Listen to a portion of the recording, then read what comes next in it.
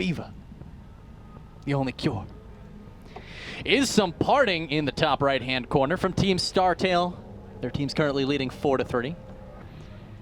His opponent spawning in the bottom left from Team MVP will be Sniper, who is going to have his work cut out for him. I agree with you. He's going to probably be playing very, very defensive. We're going to see, his tech choice, though, to opt with it. A lot of players are like, oh, look, if I make Master Roach, I'm actually unkillable. And to a certain degree, on a map like Cloud Kingdom, that is not so true. Yeah. And right away, parting is being a jerk or doing something a little bit different, of course. You would expect that the pylon would drop down here to secure some sort of a quick natural base behind a forge, but no. Parting says, no, I will not do any such thing. I'm going to put this pylon inside of my base. We'll see what this turns into here momentarily. If we're going to see just a normal 13 gateway. And he decides to expand off of that, as he is quite good at doing things like that.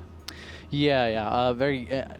He doesn't need to use the standard openings. I don't want to say, that he's unconventional in this early game. I wouldn't necessarily venture that far, but he can mix in, a little bit of flavor, if you will, into his water. Sure. But it's still water. Yeah. Sniper's Overlord, head into that natural expansion. What do you have against flavored water? I actually love flavor, especially, have you used, the Mio energy stuff? No, I haven't. It's actually, really... I just like the really... Coffee. Oh, really? And you hydrate yourself in the process. Oh. I just said process. Yes, I you never did. say that. Actually, I don't know why. In the process. Yes, quite. Next is first from parting. Now, I pretty much exclusively drink green tea and water or flavored water. But, those, cheap, make your water grape and stuff like that, the cheap powder packs that you just mix in and make gallons of cheap drink. Yeah. Yeah, that's what I have. Oh, good. So. I thought you were ragging on that for a second. I was like, that's no, Mio energy. that's all I drink. Just liquid instead of, yeah. We should get together and have a flavored water party. Yeah. That would be the most boring party ever. So I made fruit punch. I made tangerine. Oh, la-di-da. Let's see here, though. As it was actually a hatch first for Sniper, so he's not actually seen anything his opponent's doing. And he went hatch first before Pool, and Parting decided to go for Nexus first. Probably good read off of his opponent. Yeah. The forge was actually built back at home, and he's making a wall comprising of a gateway, and I would assume eventually a cybernetics core, but that forge is way in the back. Yeah.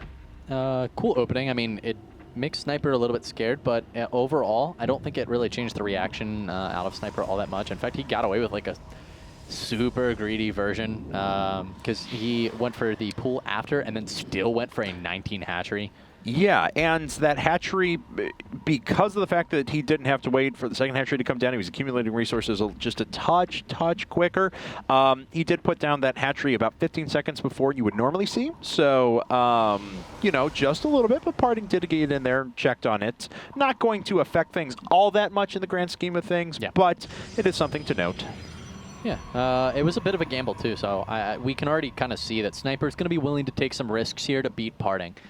Because, first you went hatch first, and then you went for a 19 hatchery follow-up before you have anything. So, he's willing to do what it takes to try to beat Parting here, and he may very well just get it. You're going to need to be a little greedy if you're going to survive this all-in that's most likely going to be coming from Parting. Talking about his playstyle, of course, earlier. If you guys aren't familiar with it, well, you should probably watch them, because Parting kind of just blows your mind in ZVP. If you're a Protoss player and you need to learn how to beat Zerg, a lot of players will actually be like, I want to improve, and they hear you should watch replays, but they don't know who to watch or where to find the replays. Parting. Find Parting replays, and you just Google it. Well, Parting is going to go for a fun Stargate build, so switching things up, and we'll see if this is going to be a Stargate that's geared towards staying safe and taking a third, or if this is going to be the sort of Stargate strong gateway play that's designed to kill a third base of your opponent. Yeah, this is going to be interesting. With the +1, I feel like it's going to be Phoenix and not as much a Void Ray base play.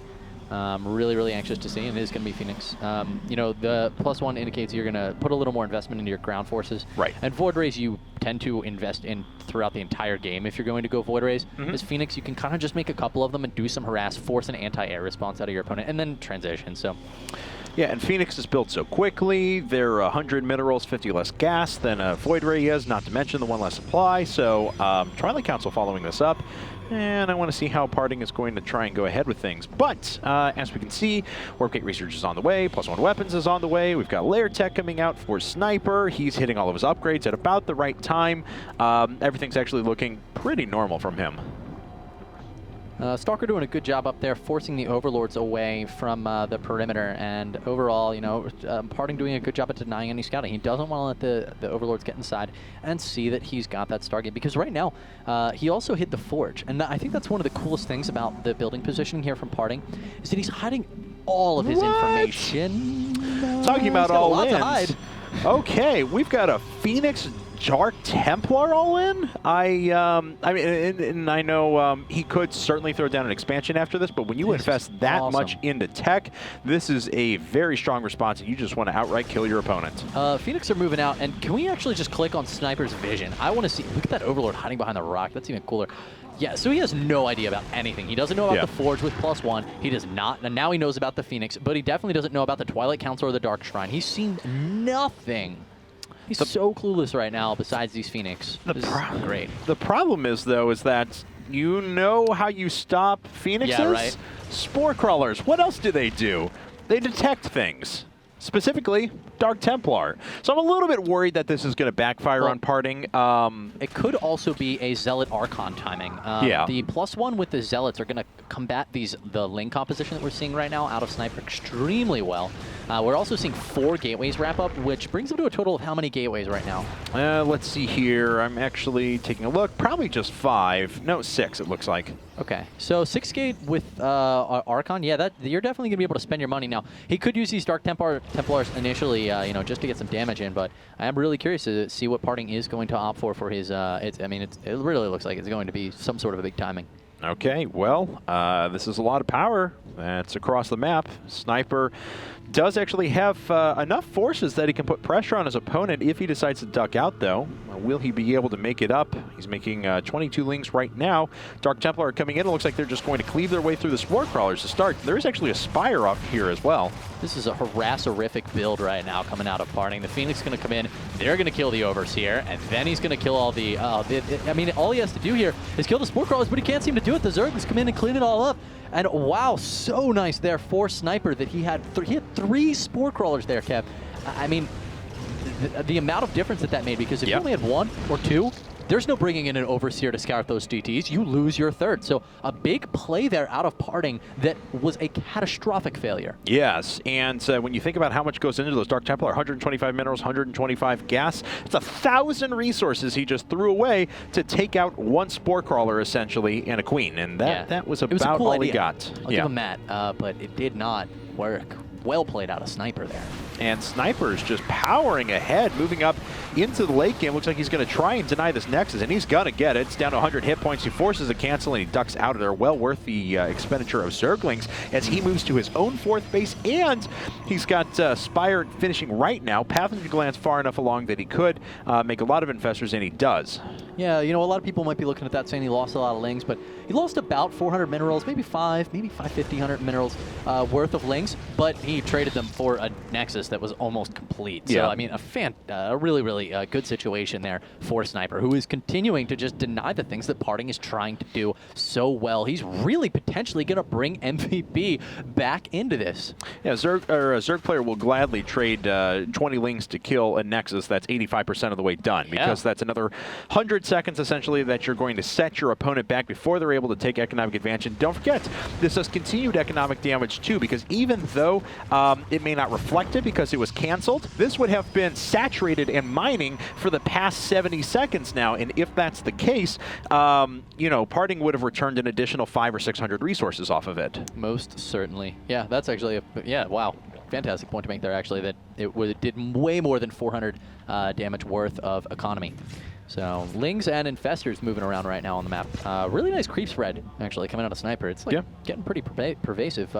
Almost to the 4th, actually, of Parting, which would just be so nice to get his creep all the way up there.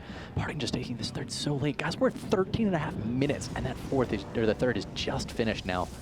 That's Yeah. a really, really late third. Sniper couldn't be more happy with his position as his fourth is just completed now. And he's got, he's already mining off the gases, actually. +1 air weapons is coming out. At the same time, we see 5 Corruptors just about to hit the field. Surprised that, excuse me, I guess Hive hasn't even been started at this stage of the game. He could really start to take use of Infestors later on, and he is working off of 4 gas now, so I'm not sure. I mean, I understand he probably wants to put on pressure, but I would think he wants to allocate his resources to that here soon.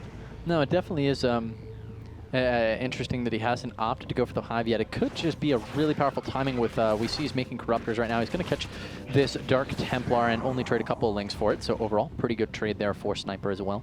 But yeah, wow. Oh, even going to catch this Observer. Beautiful. Things look so good right now for Sniper. Parting, looking from his perspective, what can he really do from here?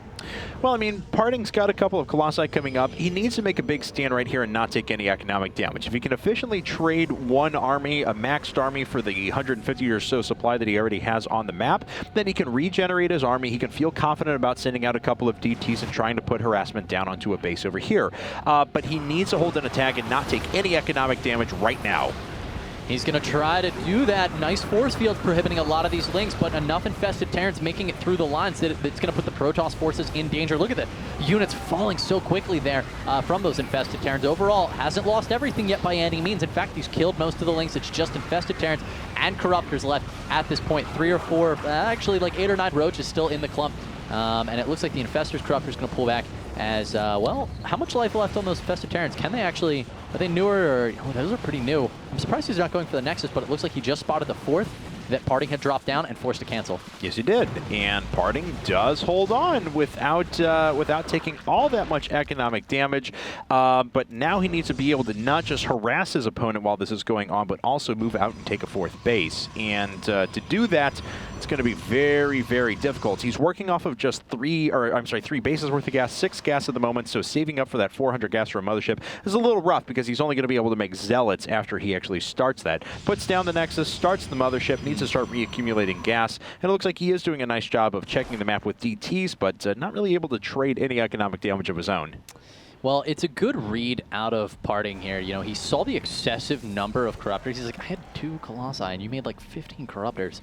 Okay, you're going for Broodlord, so I need the mothership. But as you said, Kevin, he's in between a rock and a hard place here because the 400 gas that he just invested into starting to make that mothership, he's now not able to make Stalkers, which are the units that actually do the killing of Broodlords. Now, he does have the Archons, which is nice, but barring an Archon toilet, it's going to be tough for him to be able to deal with the Broodlord count that he's likely going to see out of here in a second from Sniper. And this mothership's nowhere close to being completed. It takes a very long time for that to come up. It is kind of the quintessential hero unit in this game, so 160-second build time, even with Chrono Boost, does take forever and a year to pop out. So, and then even when it does, it's got to accumulate another 50 energy before it can use a Vortex. Yeah. No, definitely valid points there. Parting, I'm a little afraid for him now. He doesn't have any splash damage, none whatsoever. And he's got a lot of, he has no High Templar, so he can't feed back any of these Infestors. Looks like Sniper is going to take this 4th base uncontested, and Parting chooses not to cancel it. Interesting choice because he's not in a position to defend it. No, and it's actually going to fall here momentarily. The mothership is almost out, so it'll provide a little bit of cloaking for the units, but as we can see, there's already a couple of Overseers overhead, so that shouldn't actually present that big of a problem. And Parting actually getting a lot of his units caught up at the front. Going to crash through with Banelings here, and of course, Banelings are pretty underrated against Zealots. They do increase damage against light units, of course, and Zealots, of course, are light. Well, things looking pretty tough for the StarTale player right now, down to 140 supply, about to face a maxed out Broodlord Infestor Ling Bane Roach composition. Very diverse here from Sniper, pushing up the ramp. Meanwhile, behind all this guy, Sniper securing his 4th. Infested Terran's going to start dropping on the high ground, and he's trying to engage her, but these force fields are just stopping forever. You know what? Parting just decides, I can't fight this. Nah, he has no splash damage there in that army. He had no potential whatsoever to go after those Banelings. He couldn't even take out the Overseers overhead, and there was actually a Neural Parasite that was about ready to hit the mothership. So add all those up, and Parting did not stand a chance. And ladies and gentlemen, Sniper has killed Curious and Parting, and he has put MVP in a tie situation. We're going to the ace match. We are. It's almost unbelievable. I mean, we were initially talking about the possibility of an all-kill from Squirtle earlier on. Yeah. And all of a sudden, we're looking at Sniper might take out 3 people to bring MVP to the finals. Could this actually happen? I'll let you know. We're going to find out in this next game, guys. Who's it going to be? It is going to be none other than StarTale Life, the reigning GSL Code S champion, coming again against MVP Sniper here for the last game of the night. We're going to a commercial break, and we'll be right back after this.